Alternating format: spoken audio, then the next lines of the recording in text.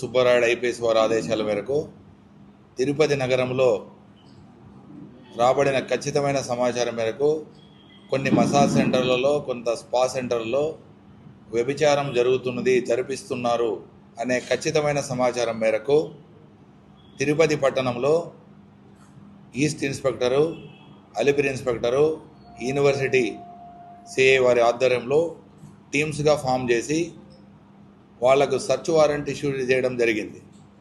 దాని మీద తిరుపతి నగరంలో నడుస్తున్న స్పా సెంటర్ల పైన దాడి చేయడం జరిగింది.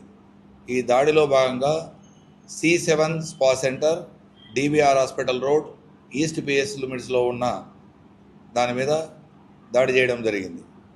ఆ దాడిలో ఆ స్పా సెంటర్లో వ్యభిచారం జరుగుతున్న గ్రహించి ఆ ఇన్ఫర్మేషన్ మీద రైడ్ చేయగా దాంట్లో 3 వ్యక్తులు, 1 వాగు వెంకట రాధాకృష్ణ, 2 పసుపులెడ్డి మనోజ్ కుమార్, 3 నీరజ్ ట్రాగి, ఈ 3 వ్యక్తులు అక్కడ ఉండడం జరిగింది.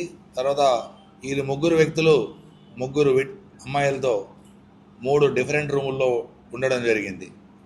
అలాగే రిసెప్షన్లో మేనేజర్ మనీష్ అనే అమ్మాయి ఉంది.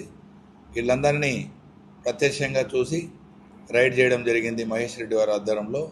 దాని మీద ఐటీ ఇమ్మోరల్ ట్రాఫిక్ యాక్ట్ కింద కేసు నమోదం చేసి దర్యాప్తులో ఇంకా ఓనరు ఎవరెవరున్నా, దీని వెనక ఎవరెవరు ఉన్నారు, ఎవరు ఆర్గనైజ్ చేస్తున్నారనే డీటెయిల్స్లో ఇన్వెస్టిగేషన్లో తెలిసి వాళ్ళందరినీ చట్టపరంగా చర్యలు తీసుకోబడుతుంది.